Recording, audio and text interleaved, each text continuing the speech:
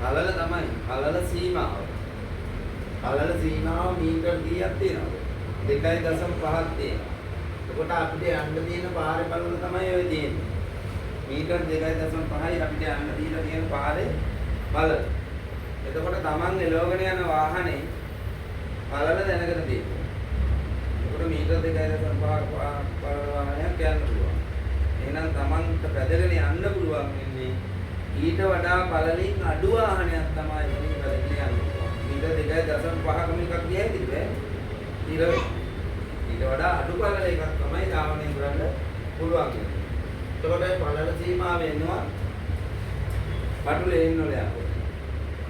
Basement car Park වල යනකොට ඔය MC හොටල් වල තියෙන පොළොවට පාක් දැකලා නැද්ද? කොළඹ යනකොට මේ පාර්කින් වල ගාලා තියෙන ඔක්කොම ඇතුළේ යන වල බේස් කැට් වල ඉන්න මේ හොටල් වල වර්ල්ඩ් එක්ස් උන්ට ඒවා තියෙනවා.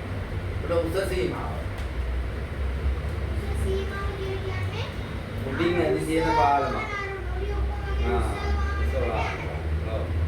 උඩින් ඇදි තියෙන පාලම් බින්ගේවල් ඇතුලේ බේස්මන්ට් කාර් පාක් වල ඒ වගේ තමයි ඔබත් වෙන්නේ.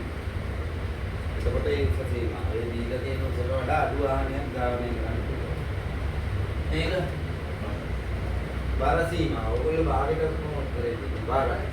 මේක උසලු මේක බාර. මොකද මේ පාලවල බාර සීමාව. ඩොන් 5යි බාර සීමාව. එහෙනම් දන්දර වගේ බස්යක් යනවා. දොර දෙකකින් එකක් යනවා. එක්සලයක් මත බාර සීමාව කියන්නේ ටේලර් තියෙනවා. ට්‍රැක්ටරේ කන්ටේනර් ඒවා. ටේලරේ ගෙනියා හැටි බර ප්‍රමාණය තමයි විතර තියෙන්නේ 30ක් වගේ.